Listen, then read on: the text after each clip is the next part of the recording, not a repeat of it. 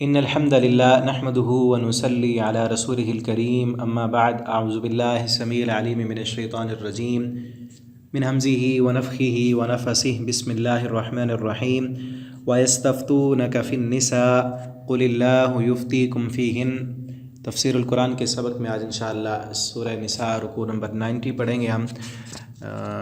تو پہلے ہم اس کا لفظی ترجمہ پڑھتے ہیں، انشاءاللہ پھر اس کی تفسیر پڑھیں گے۔ وَيَسْتَفْتُونَكَ، اور وہ سب فتویٰ طلب کرتے ہیں آپ سے، فی النساء، عورتوں کے بارے میں، یتیم عورتوں کے بارے میں۔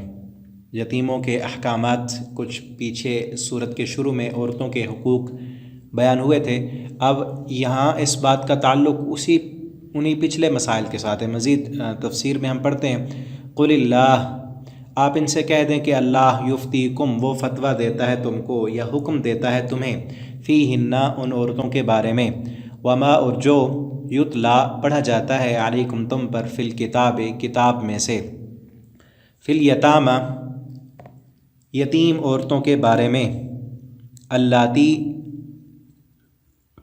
فی یتام النساء اللاتی، ایسی یتیم عورتیں جو لا تؤتونہن، نہیں تم سب انہیں دیتے، ما کتبہ، جو حقوق مقرر کیے گئے ہیں، لہن، ان کے لیے، وترغبون، اور تم سب رغبت رکھتے ہو، ان تنکحوہن، کہ تم سب نکاح کرو ان سے، والمستضعفین، اور وہ سب بے بس اور کمزور، من الولدان، بچوں میں سے، وان تقوموا، اور یہ کہ تم سب قائم رہو، للیتامہ، یتیموں کے بارے میں، بالقسط، انصاف پر، وما تفعلوا، اور جو تم سب کرو گے، من خیر، بھلائی کے کام سے، فإن اللہ کان بہ علیما، تو بے شک اللہ تعالیٰ اس کو خوب جاننے والا ہے۔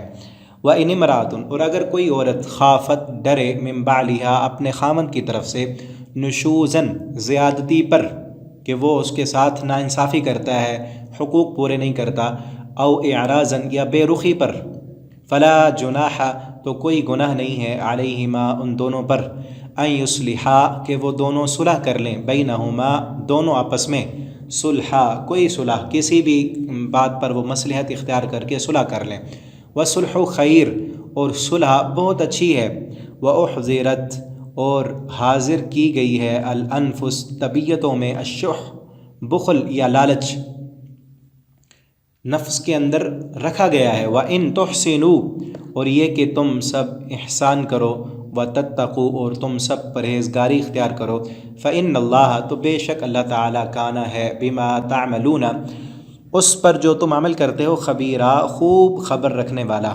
وَلَن تَسْتَطِيعُوا، اور ہرگز نہیں تم سب طاقت رکھتے، استطاعت رکھتے، ان تعدلوا، کہ تم سب عدل کر سکو، بین النساء، عورتوں کے درمیان، ولو حرصتم، اگرچہ تم اس بات پر حریص بھی ہو، اگر تم چاہو بھی صحیح تو پورا عدل تم نہیں کر سکتے، تو کیا کرو، فلا تمیلوا، تو نہ تم سب مائل ہو جانا، کل المیل، مکمل مائل ہو جانا ایک بیوی کی طرف، فتذروہا، پس تم چھوڑ دو اس دوسری کو، کل معلقہ، جیسے لٹکائی گئی ہے، وَإِن تُصْلِحُوا، اور اگر تم سب اصلاح کرو، وَتَتَّقُوا، اور تم سب تقوی اختیار کرو، فَإِنَّ اللَّهَ كَانَ غَفُورًا رَحِيمًا، تو بے شک اللہ تعالیٰ بخشنے والا، بہت مہربان ہے۔ وَإِن يَتَفَرَّقَا، اگر وہ دونوں، یعنی خامند اور بیوی، یتفرقا، جدا ہو جائیں، آپس میں یعنی جدائی کرنا چاہیں، نہ رہنا چاہیں اکٹھے، یغنی اللہ، تو بے نیاز کر دے گا اللہ، کلن، ہر ایک کو، من سعتی، اپنی مہربانی سے، اپنی وسعت سے، وکان اللہ واسعا حکیما، اور ہے اللہ تعالیٰ وسعت والا اور حکمت والا، وللہ ما فی السماوات والارض، اور اللہ کے لیے جو کچھ آسمانوں میں ہے اور جو زمین میں ہے، وَلَقَدْ وَصَّيْنَا الَّذِينَ، اور البتہ تحقیق ہم نے حکم دیا ان لوگوں کو، اوتوا الکتاب، جو سب دیے گئے کتاب، من قبلکم، تم سے پہلے، وَإِيَّاكُمْ، اور خود تمہیں بھی، ان اتقوا اللہ، کہ تم سب اللہ سے ڈرو، وَإِن تَكْفُرُوا، اگر تم سب کفر کرو گے، فَإِنَّ لِلَّهِ، تو بے شک اللہ کا ہے جو کچھ آسمانوں میں ہے اور جو کچھ زمین میں ہے، وَكَانَ اللَّهُ غَنِيًّا حَمِيدًا، اور اللہ تعالیٰ غنی ہے، بے پرواہ ہے، تعریفوں والا ہے، وَلِلَّهِ مَا فِي السَّمَاوَاتِ وَمَا فِي الْأَرْضِ، اور اللہ ہی کا ہے جو کچھ آسمانوں میں ہے اور جو زمین میں ہے، وَكَفَى بِاللَّهِ وَكِيلًا، اور اللہ کافی ہے بطور کارساز، ان یشاء یذہبکم ایھا الناس، اگر وہ چاہے تو لے جائے اے لوگو تم سب کو، ویأتی بآخرین، اور دوسرے لوگ لے کر آئے، وکان اللہ علی ذلک قدیرا، اور اللہ تعالیٰ اس بات پر پوری قدرت رکھنے والے ہیں۔ من کان یرید ثواب الدنیا، بس جو بندہ چاہتا ہے بدلہ دنیا کا، فعند اللہ، تو اللہ کے پاس ہے بدلہ دنیا کا بھی اور آخرت کا بھی، دونوں فائدے دنیا اور آخرت کے اللہ کے پاس ہیں۔ وکان اللہ سمیعا بصیرا، اور اللہ تعالیٰ خوب سننے والا اور دیکھنے والا ہے۔ یہاں تک رکوع ہمارا کمپلیٹ ہوا۔ اب اس کی تفسیر پڑھتے ہیں۔ یہاں پر ایک بات ذہن میں رکھیں، پیچھے کچھ خطاب منافقین سے بھی ہوا اور پھر مسلمانوں سے بھی ہوا۔ اب یہ جو خطاب ہے یہ خالصتاً مسلمانوں سے ہے، اور اس کا تعلق پچھلی آیات کے ساتھ ہے۔ یعنی شروع میں سورت کی ابتدا میں عورتوں کے متعلق، چونکہ سورۃ النساء ہے، وہاں پر بھی خواتین کے متعلق کچھ مسائل بیان کیے گئے تھے، خصوصاً یتیم بچیوں کے بارے میں نکاح کے معاملات پیش آئے، تو اس میں کچھ لوگوں کو ابہام تھا، شک تھا، اور کچھ مسائل، کچھ نکات ایسے تھے جو لوگوں کے لیے وضاحت طلب تھے، تو لہٰذا ایسے نکات کے بارے میں مسلمانوں کی طرف سے کچھ سوالات کیے گئے اور نبی کریم صلی اللہ علیہ وسلم سے اس کی وضاحتیں طلب کی گئیں۔ تو جواب میں اللہ تعالیٰ نے یہ آیتیں نازل فرمائیں، وضاحت کی کہ وَيَسْتَفْتُونَكَ، وہ آپ سے سوال کرتے ہیں، آپ سے فتویٰ طلب کرتے ہیں، پھر نساء، عورتوں کے بارے میں۔ آپ کہیں کہ اللہ تمہیں حکم دیتا ہے عورتوں کے بارے میں، ٹھیک ہے، وَمَا يُتْلَى عَلَيْكُمْ، اور جو پڑھا جاتا ہے تم پر، کیا یعنی پہلے آیتیں نازل ہو چکی ہیں وہ تم پڑھ رہے ہو، وہ بھی اسی میں شامل ہے۔ اور اس سے مراد آیت سورۃ النساء کی 3 نمبر آیت ہے، جس میں یہ تھا کہ وَإِنْ خِفْتُمْ اللہ تعدلوا، آیت نمبر 3 میں تھا کہ وَإِنْ خِفْتُمْ اللہ تُقْسِطُوا فِي الْيَتَامَى، کہ اگر تم اس بات سے ڈرو کہ تم یتیموں کے بارے میں انصاف نہیں کر سکو گے، تو فَانْكِحُوا مَا طَابَ لَكُمْ، تو اور عورتیں جو ہیں جو تمہیں پسند آئے ان سے نکاح کر لو۔ اس وقت وجہ یہ تھی کہ یتیم عورتیں، بچیاں لوگوں کی پرورش میں بہت ہوتی تھیں۔ اب جو یتیم بچی جس کی پرورش میں ہے وہ اب جوان ہو گئی ہے، اس کے پاس مال بھی ہے اور خوبصورت بھی ہے، وہ خود اس سے شادی کرنا چاہتا تھا اور وہ اس کو حق مہر پورا نہیں دیتا تھا، ٹھیک ہے۔ یہ یتیموں کے حقوق پر ڈاکہ تھا، جس سے روکا گیا سورت کے شروع میں کہ تم نے ان کو اگر شادی کرنی ہے تو حق مہر پورا دینا ہے۔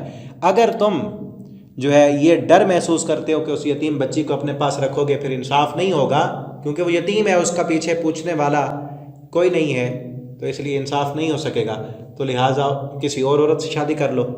اب جب یہ حکم آیا جو پیچھے آیت نمبر 3 میں ہے کہ ایسی یتیم عورتوں سے پھر شادی ہی نہ کرو، تو پھر کیا ہوا، یتیموں کے لیے کچھ اور مسائل کھڑے ہو گئے کہ مسلمان ڈر کی وجہ سے کسی یتیم سے شادی نہیں کرتے تھے۔ اب ان کے لیے کیا ہو گیا، ایک تو ان کے لیے رشتہ مشکل ہو گیا، یا پھر ان کے اپنے، یعنی ایک بندہ کسی یتیم بچی کی پرورش کر رہا ہے، وہ اس کی شادی اپنے بیٹے سے نہیں کرتا، حالانکہ مناسب ہے، بہتر رشتہ اس کے لیے اسی کا اپنا بیٹا ہے، اس کے ساتھ نہیں کرتا۔ کیوں؟ کیونکہ یتیم ہے، اس کے ساتھ انصاف شاید نہ کر سکے یہ، اور اللہ نے منع کیا ہے۔ اب اسی لڑکی کا نکاح کہیں اور کر دیتا ہے، وہاں اس کے لیے کئی مسائل جو ہے وہ کھڑے ہو جاتے تھے، ٹھیک ہے نا، وہ رشتہ اس کے لیے سوٹیبل نہ ہوتا، تو اس وجہ سے مشکلات یتیموں کے لیے اور بڑھ گئیں، ٹھیک ہے۔ تو یہ نا اسلام کا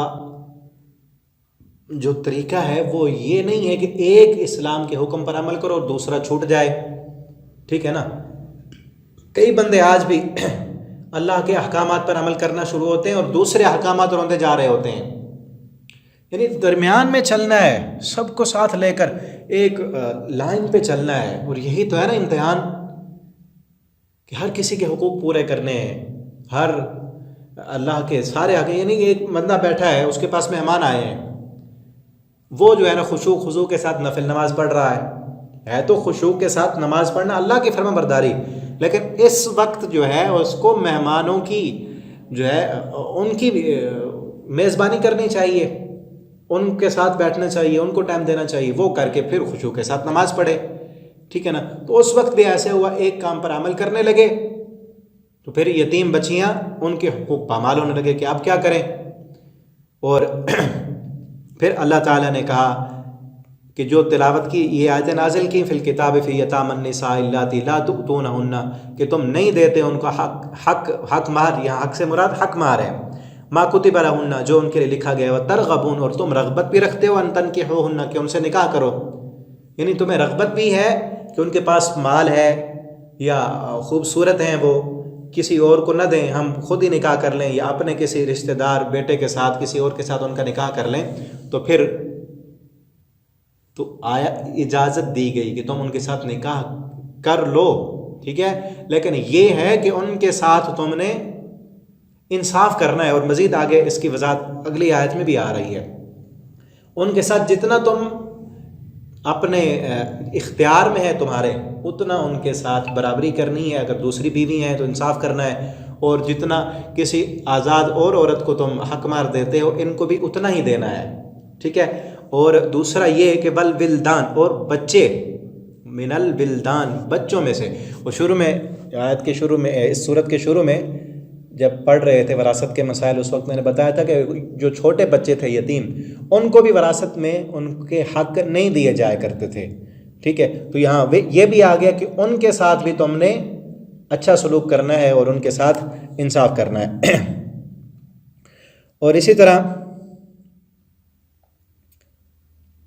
وَأَن تَقُومُوا لِلْيَتَامَى بِالْقِسْطِ، کہ تم کھڑے رہو یتیموں کے بارے میں انصاف پر، یعنی انصاف کرتے رہنا ہے، اصل چیز یہی ہے۔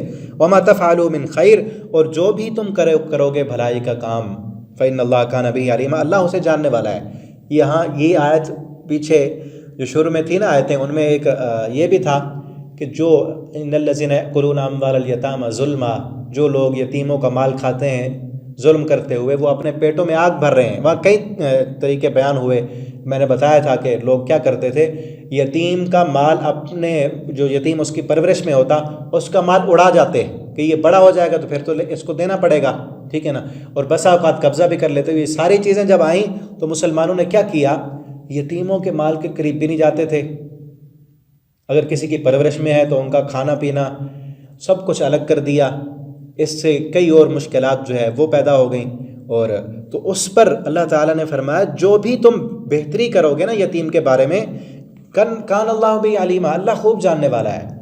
اصل چیز یہی ہے کہ تمہیں اللہ کا ڈر ہونا چاہیے، ٹھیک ہے، اور جتنی بھی بھلائی تم یتیم کے بارے میں کر سکتے ہو وہ کرو، اور جو تمہارے کنٹرول اور اختیار میں نہیں ہے اللہ رب العالمین بھی اس پر تمہاری جو ہے پوچھ گچھ نہیں کریں گے۔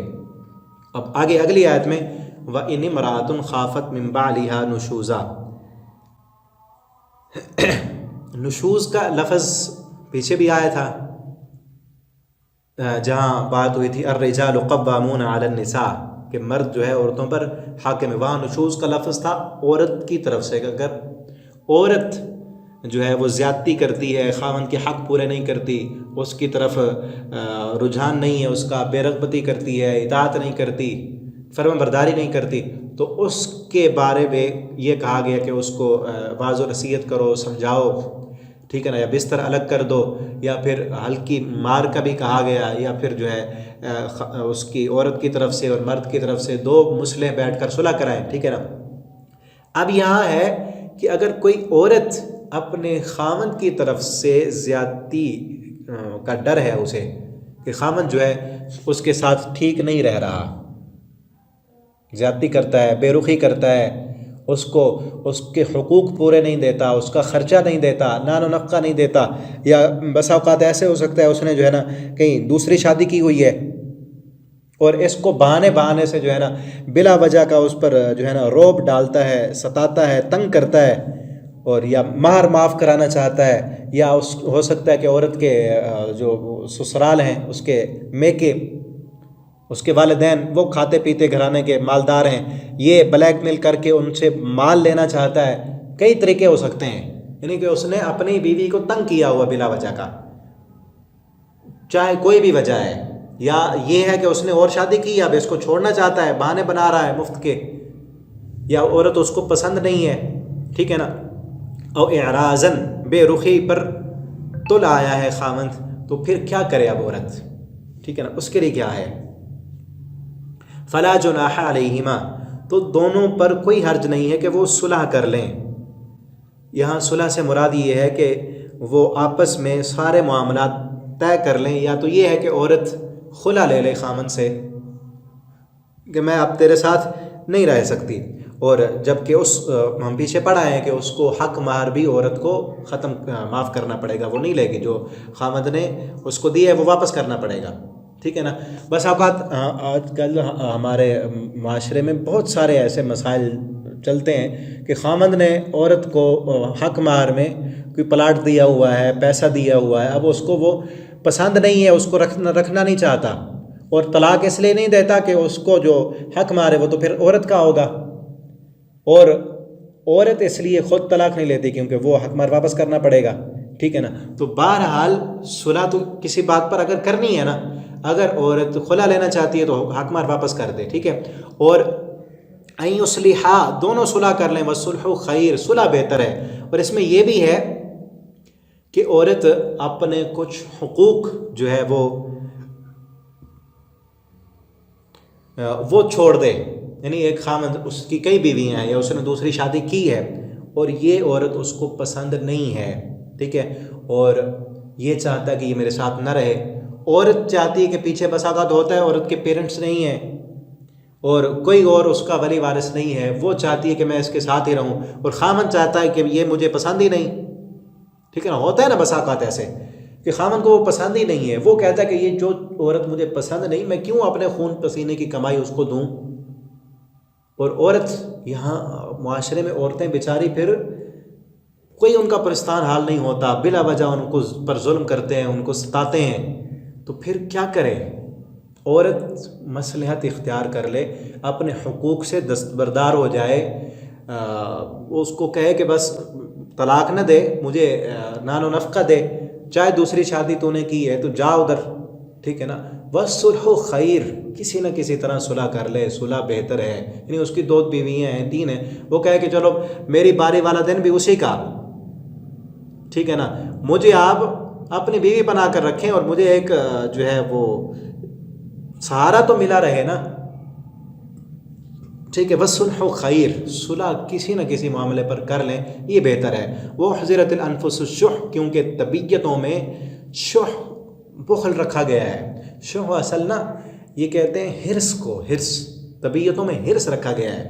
شح کا جو لفظ ہے نا یہ بخل پر بھی بولا جاتا ہے، اور ہرس اچھے کام کا ہو نا اس کو بخیلی تو نہیں کہتے نا، ایک انسان علم حاصل کرنے کا اس کو حرص ہے، یہ طبیعت میں رکھا گیا ہے، اور اچھے کاموں پر ہو تو ہونا چاہیے، اور اگر غلط کاموں پر ہے تو وہ نہیں ہونا چاہیے، اور یہ طبیعت میں اللہ نے رکھا ہے۔ یہاں کیوں کہا گیا؟ کیونکہ مرد یہ چاہتا ہے کہ اس کو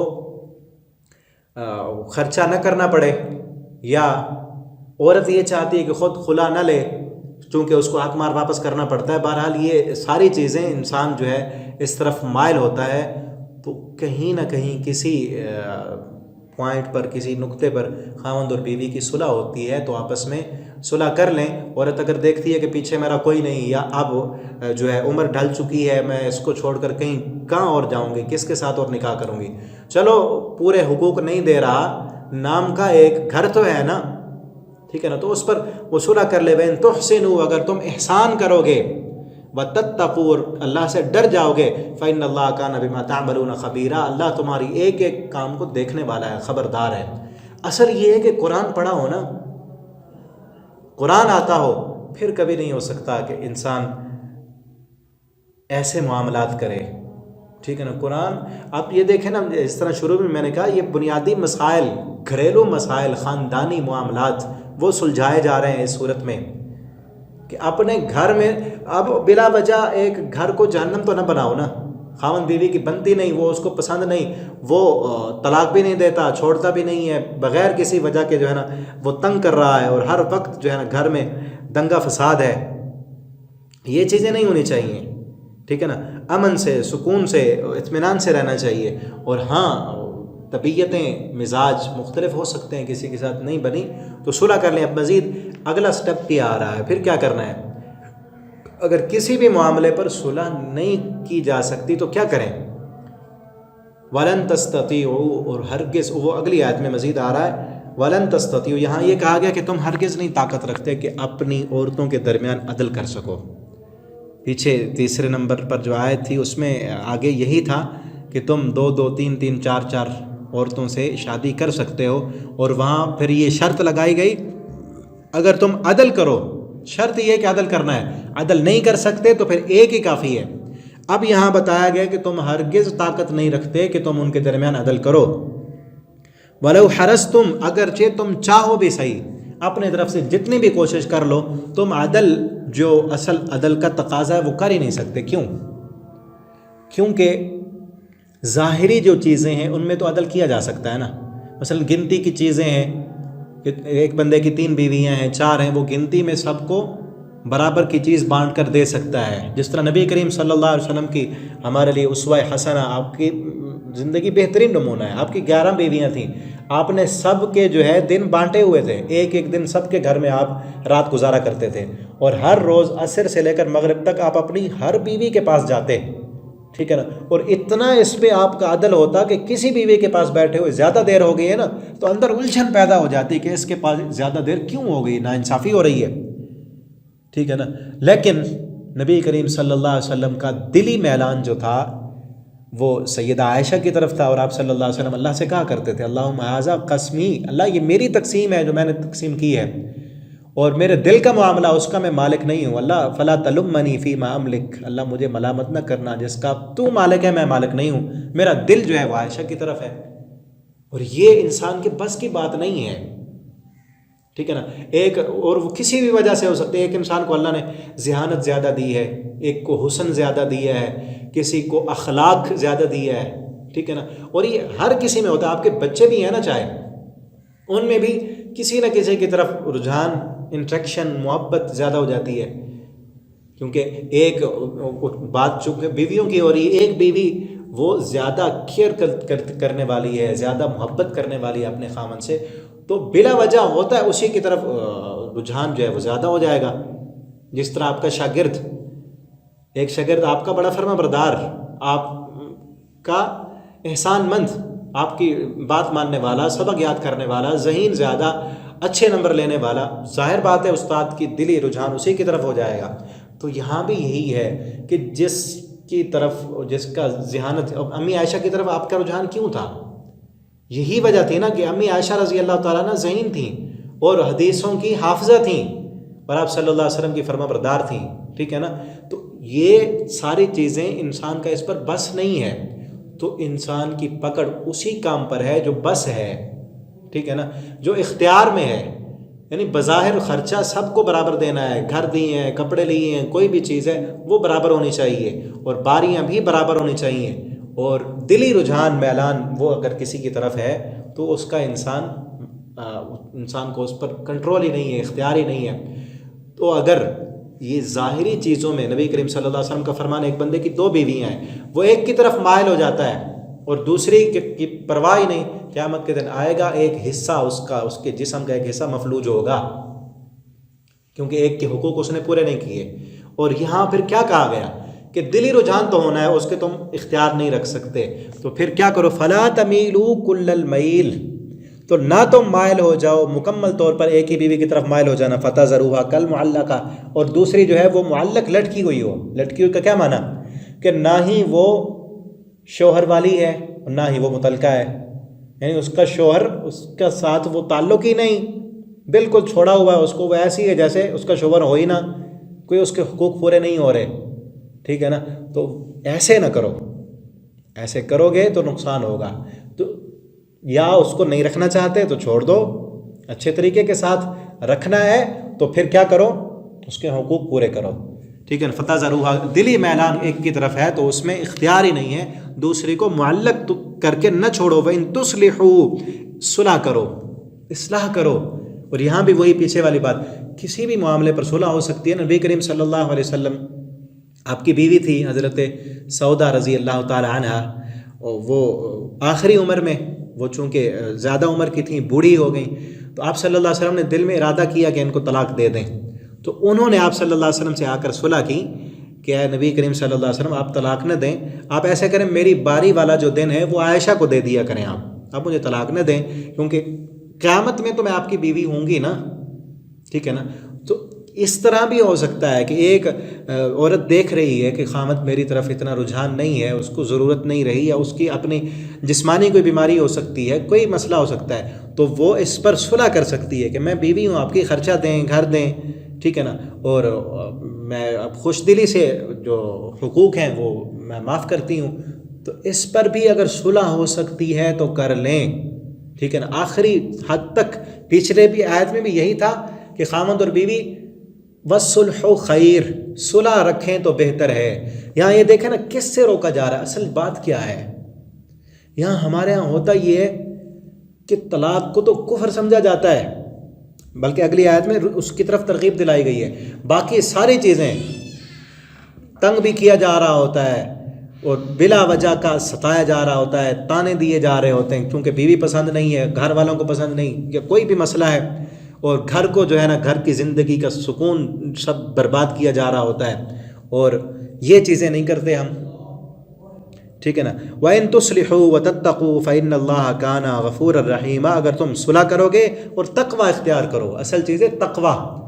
اگر تقوی، اللہ کا ڈر تمہارے دل میں آ گیا کہ سب کے حق بھی پورے کرنے ہیں، سب کو برابر لے کر چلنا ہے، اور یہ دیکھ کر سارے معاملات طے کرنے ہیں کہ اللہ کو جا کر ہم نے حساب دینا ہے. اگر کسی پر ظلم کریں گے، بلا وجہ کسی کو ستائیں گے، کسی کے حق ماریں گے، بلا وجہ کسی کو تنگ کریں گے، پریشان کریں گے، تو اللہ رب العالمین کی عدالت میں تو جانا ہے نا ہم نے. یہ سارے معاملات کب ہوتے ہیں؟ جب تقوی نہ ہو، جب اللہ کا ڈر اس میں کمی آئے. اللہ فرماتے ہیں تصلحوا، صلح بھی کرو آپس میں، وتتقوا، اور اللہ کا ڈر اپنے دل میں پیدا کرو. فإن اللہ کان غفورا رحیما، بے شک اللہ تعالیٰ معاف کرنے والا اور رحم کرنے والا ہے. کہ اگر تم سے کوئی غلطیاں ہو گئی ہیں، خطائیں ہوئی ہیں ان معاملات میں، تو اللہ سے معافی مانگو، اللہ رب العالمین ضرور تمہیں معاف کر دیں گے. وَإِن يَتَفَرَّقَا، اب یہاں اگلی بات آ رہی ہے کہ اگر کسی بھی بات پر صلح نہیں ہو سکتی، خامند اور بیوی میں جدا ہی ہونا چاہتے ہیں، ٹھیک ہے نا، تو پھر آخری آپشن شریعت نے، اسلام نے طلاق کا رکھا ہے. تو طلاق دے دیں. عورت جو ہے وہ خلا لے سکتی ہے، وہ خلا لے لے. خامند جو ہے اگر اس کو پسند نہیں ہے تو اچھے طریقے سے طلاق دے. یہاں کیا ہوتا ہے کہ الزام تراشیاں جب تک کسی کو ذلیل نہ کریں اس وقت تک، یہ جہاں طلاق ہوتی ہے ہمارے معاشرے میں پورے کے پورے خاندانوں میں لڑائیاں اور جھگڑے ہو جاتے ہیں. جبکہ اللہ تعالیٰ نے کیا کہا؟ اگر نہیں رہنا چاہتے تو جدائی کر لیں آپس میں. یغنی اللہ کلا من سعتہ، اللہ ہر ایک کو اپنی وسعتوں اور مہربانیوں سے غنی کر دے گا. کیا مطلب؟ کہ خامند کو وہ عورت پسند نہیں ہے نا، اللہ تعالیٰ اس کو اس کے مزاج کے مطابق کوئی اور عورت دے دے گا. ٹھیک ہے نا، مزاجوں کا اللہ نے فرق رکھا ہے. ایک عورت کا اور مرد کا مزاج آپس میں نہیں مل رہا، اب بلا وجہ تنگ ہونا ہے، اس کو پسند نہیں، وہ اس کو جو ہے ستاتا بھی ہے، ذلیل بھی کر رہا ہے، اس کی جو ہے نا توہین بھی کرتا ہے، اور سکون بھی اس کا برباد کیا ہوا ہے اور چھوڑتا بھی نہیں ہے. یہ کہاں کی انسانیت ہے؟ اب ایسا ماحول جہاں ہو وہاں دین کی کیا خدمت ہوگی، اسلام کی کیا ترویج ہوگی، کسی کو دین کی طرف کیا بلانا ہے؟ یہی ہے نا بنیادی مسائل، کہ ان کو تو حل کر لو تم. ٹھیک ہے، مزاج نہیں مل رہے تو جدائی کر لو آپس میں اچھے طریقے کے ساتھ. ہو سکتا ہے اس خامن کو اللہ تعالیٰ اور بیوی دے دے گا، اور جو عورت ہے اس کو اللہ رب العالمین اس عورت کے مزاج کے مطابق کوئی اور خامد عطا کر دیں گے. اس میں کیا ہے؟ جائز کام ہے نا. اللہ رب العالمین نے یہ کام جائز ہے. ابغض الحلال ہے اللہ کو ناپسند، طلاق اللہ کو ناپسند ہے، لیکن حلال ہے، حرام کام نہیں ہے. جبکہ غیبت کرنا حرام ہے، گالی دینا حرام ہے، بہتان لگانا حرام ہے، کسی کو ناجائز ستانا اور تنگ کرنا حرام ہے. یہ کام سارے ہو رہے ہوتے ہیں پہلے. ناجائز الزام بھی لگائے جا رہے ہیں، تنگ بھی کیا جا رہا ہے، بہتان بھی ہو رہے ہیں، غیبتیں بھی کی جا رہی ہیں. ٹھیک ہے نا. یہ کام اگر کوئی کہے کہ ہاں نہیں رہ سکتے تو جدائی کرتے ہیں، تو کہتے ہیں اس سے اتنا بڑا اللہ کا عرش ہل جائے گا. پتہ نہیں یہ کام پڑا ہے انہوں نے کہ اس کام کرنے سے اللہ کا عرش ہل جاتا ہے. اللہ تعالیٰ نے تو خود کہا ہے. ضروری ہے ایک مرد اور عورت کا مزاج آپس میں نہیں مل رہا، بڑی ساری کوششیں پیچھے آ گئیں. یہ ایسے نہیں ہے کہ بات پہ اس رشتے کو کاٹ دیا جائے. چھوٹا معاملہ نہیں ہے. ساری چیزیں جو پیچھے اسی سبق میں ہم نے پڑھی اور پہلے بھی ہم پڑھ چکے ہیں، یہ سارے سیٹ اپ جو ہے وہ دیکھ لی ہے ہم نے. کسی بات پر بھی صلح نہیں ہو رہی، معاملات یہاں تک کہہ گیا کہ عورت اپنے حقوق سے دستبردار ہو کر اگر رہنا چاہتی ہے تو پھر بھی رہے. یعنی آخری اللہ نے آپشن رکھا ہے. اسلام کوئی وہ مذہب نہیں ہے کہ ہندو مت میں یہ ہمارے معاشرے میں کیوں آیا ہے، کیونکہ ہندوؤں میں طلاق کا کوئی تصور نہیں ہے، بلکہ وہاں تو ہے کہ بیوہ اور جس کا خامد فوت ہو گیا بیوہ، اس کا بھی دوسرا نکاح کا کوئی تصور نہیں ہے، بلکہ اس کو جو مرد ہوتا ہے اس کا شوہر اس کی چتا کے ساتھ اس کو جل جانا ہی چاہیے، بعد میں اس کو کسی خوشی غمی میں نہیں شریک ہونے دیا جاتا. تو یہ چیزیں ان کی وجہ سے آئی ہیں. اور عیسائیوں میں بھی جو تورات ہے اس میں چونکہ احکامات نہیں ہیں، احکامات اصل زبور میں تھے، تو اس میں کوئی طلاق کا آپشن نہیں ہے. تو اس لیے عیسائیوں میں بھی یہ چیز نہیں ہے کہ طلاق دینی ہے، کوئی آپشن نہیں ہے. اسلام میں ہے، ٹھیک ہے نا. تو اللہ رب العالمین دونوں کو وسیع کر دیں گے. کان اللہ واسعا حکیمہ، اللہ وسعتوں والے ہیں، اللہ حکمت والے ہیں. ہر کام میں اللہ کی کوئی نہ کوئی حکمت ہوتی ہے. یہ مت دیکھیں کہ بس چھوٹا ذہن نہ رکھیں، اللہ وسعتوں والے ہیں، اللہ کی کائنات بڑی وسیع ہے، ٹھیک ہے نا. ایک کے ساتھ مزاج نہیں مل رہا، اللہ کہیں اور آسانیاں کر دیں گے سب کے لیے. وَلِلَّهِ مَا فِي السَّمَاوَاتِ، یہاں دیکھیں نا اللہ کا ہے سب کچھ جو کچھ آسمانوں میں ہے. کیوں؟ کیونکہ یہ چیزیں جب پیدا ہوتی ہیں نا دل کی بخیلی کی وجہ سے ہوتی ہیں، شح کی وجہ سے، کنجوسی کی وجہ سے، ٹھیک ہے نا. تو اللہ تعالیٰ نے کیا ترغیب دی؟ اللہ کا ہے سب کچھ آسمانوں میں جو زمین میں ہے. تمہیں اللہ نے مالک بنایا ہے تو خرچ کرو، دو، اور انصاف کرو، سب کے حقوق پورے کرو. اگر ایک سے زیادہ بیوی ہیں ان کے حق دو، حقوق پورے کرو ان کے.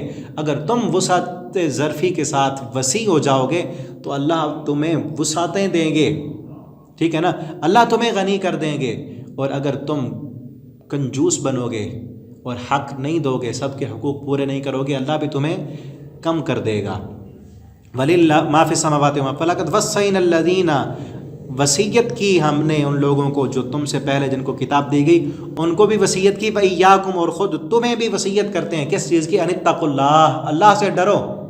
اب دیکھیں تیسری چوتھی مرتبہ آ رہا ہے اسی رکوع میں کہ اللہ سے ڈر جاؤ. خصوصاً ان معاملات میں اللہ سے ڈرو، کیونکہ جب ایسے معاملات بنتے ہیں نا طلاق کے یا آپس میں خاوند بیوی کے جھگڑوں کے، وہاں پر بہت زیادہ جھوٹ پھر بولے جاتے ہیں، ایک دوسرے پر الزام تراشیاں کی جاتی ہیں، ناجائز ستایا جاتا ہے، ایک دوسرے کو تنگ کیا جاتا ہے، ٹھیک ہے نا. کہیں پر شوہر جو ہے بلا وجہ عورتوں کو تنگ کرتے ہیں، کہیں پر عورتیں سر چڑھی ہوتی ہیں جنہوں نے خاوند کے ناک میں دم کیا ہوتا ہے، ان کا جینا حرام کیا ہوتا ہے. ہر طرح کے مزاج اور لوگ موجود ہیں. تو یہاں اس لیے کس چیز کی ضرورت ہے؟ ان اتقوا اللہ، اللہ کا ڈر اور تقوی، سچ بولو، اللہ سے ڈرو اور اللہ کی وسعتوں کو یاد رکھو اور اپنے گھریلو معاملات جو ہیں ان کو ٹھیک رکھو. ان تکفروا، اگر تم کفر کرو گے، ناشکری کرو گے، فإن للہ ما فی السماوات، اللہ کا ہے جو کچھ آسمان اور زمین میں. دوسری مرتبہ آ گیا نا، سب کچھ اللہ کا ہے. وکان اللہ غنی حمیدہ، اللہ تو بے پرواہ ہے. کتنا بے پرواہ! ایک حدیث میں آتا ہے کہ سارے انسان مل کر اللہ کا انکار کر دیں اللہ کی حکومت اور بادشاہت میں. اللہ فرماتے ہیں کہ رائی کے دانے کے برابر، مچھر کے پر کے برابر بھی کمی نہیں آتی، اور سارے مل کر اللہ کے فرما بردار بنے تب بھی اللہ کی بادشاہت میں اضافہ نہیں ہوتا. اللہ تعریفوں والے ہیں، اللہ غنی ہے. وَلِلَّهِ مَا فِي السَّمَاوَاتِ، مزید آ رہا ہے اللہ کا ہے جو کچھ آسمانوں میں ہے، جو کچھ زمین میں، تمہارا کچھ بھی نہیں. کیا مطلب؟ ایک عورت کو اگر اللہ نے آج تمہارے کنٹرول میں دے دیا ہے اور تم سمجھتے ہو کہ اس کا پیچھے والدین اس کے نہیں ہے، کوئی پوچھنے والا نہیں ہے، تو مت سمجھو اس پر تمہارا کنٹرول ہے، سب کچھ اللہ کا ہے. دیکھیں نا کتنا اللہ نے ایسے شوہر جو اپنی بیویوں پر بلا وجہ ظلم کرتے ہیں اور ان کو تنگ کرتے ہیں، سارے احکامات بیان کرنے کے بعد کیا کہا؟ اللہ کا ہے سب کچھ، تمہارا کچھ بھی نہیں ہے. اور اگر ایک عورت کو تمہیں وہ پسند نہیں، ہو سکتا ہے نا دل کا معاملہ، جیسے میں نے کہا اللہ کے اختیار میں، وہ تمہیں پسند نہیں ہے، چلو پسند نہیں، مصلحت اختیار کر لو، اس کو گھر تو دو، اس کو جو ہے خرچہ تو دو، اس کو اس کے حقوق پورے تو کرو، ٹھیک ہے، تم دوسری شادی کر لو، کوئی مسئلہ نہیں ہے، تو اس کے حق تو دو اس کو. اور یہ مت سمجھو کہ یہ میرے اوپر بوجھ ہے، میں اس کو بلا وجہ کا دے رہا ہوں، میں تو اس کو رکھنا ہی نہیں چاہتا، ہر وقت تنگ نہ کرتے رہو، ٹھیک ہے نا. بلکہ ایسے ہوتا ہے، ابھی مجھ سے کچھ دن پہلے ایک شاگرد بھی ہے میرا، کسی دوسرے ملک میں وہ رہتا ہے، اس نے کہا میں نا میری بیوی کی چونکہ اولاد نہیں ہے، 12-13 سال ہو گئے ہیں شادی کو، اولاد نہیں ہے، پہلے بھی مجھ سے کہتا رہتا تھا کہ آپ دعا کریں اللہ تعالیٰ ان کو اولاد عطا کریں، ابھی میں دعا کرتا ہوں.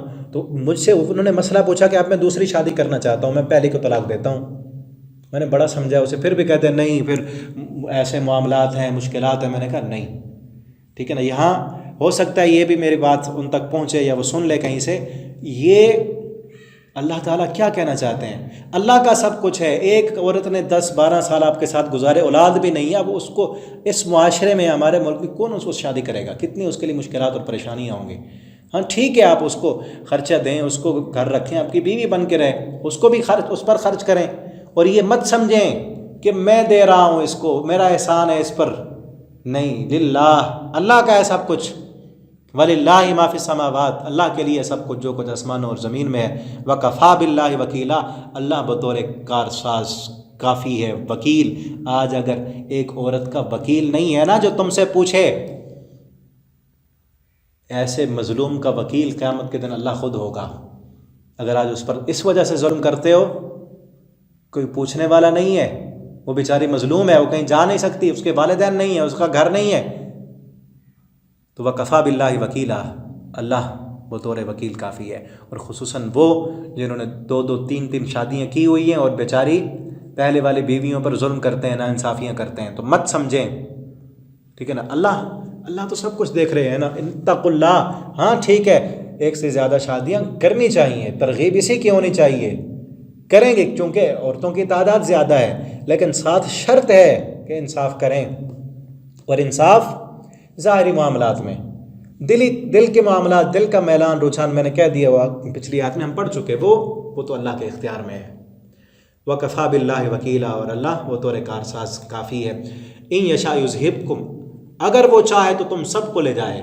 تم اگر ان اسلام کے اصولوں پر عمل نہیں کرتے، جتنے بھی اصول پیچھے بیان ہوئے، تم ایک اسلامی معاشرہ نہیں بنانا چاہتے، اللہ کے دین کو لے کر دنیا میں غالب کرنے کی جستجو نہیں کرتے، اپنے گھریلو جھگڑوں میں ہی الجھے ہوئے ہو، تو اللہ چاہے تو تم سب کو لے جائے. ایھا الناس، اے لوگو، یأتی بآخرین، دوسرے لے کر آ جائے. ٹھیک ہے نا. ہم ذرا اس تاریخ انسانیت کو اٹھا کر دیکھیں، کتنے لوگ آئے، کتنی صدیاں گزر چکی ہیں، کتنی نسلیں جو ہے وہ بدل چکی ہیں. ہم سے پہلے کتنے آئے، سب چلے گئے نا. تو اس لیے اللہ کے احکامات پر عمل کریں. اگر اللہ نے زندگی دی، موقع دیا، وقت دیا، اللہ کے دین کی خدمت کریں. ان گھریلو مسائل میں الجھے نہ رہیں، ان مسائل کو سیکھیں اور صحیح طور پر ان کو ڈسکس کر کے ان کو حل کریں. اللہ رب العالمین تمام جتنے بھی مسلمان ہیں، ہمارے بھائی جن کے گھریلو مسائل ہیں، پریشانی ہیں، خامد بیوی کے جھگڑے ہیں، اللہ تعالیٰ سب کو قرآن و سنت کے مطابق فیصلے کرنے کی توفیق دے. اللہ سب گھروں میں امن، سکون اور اطمینان عطا فرما دے. ٹھیک ہے نا.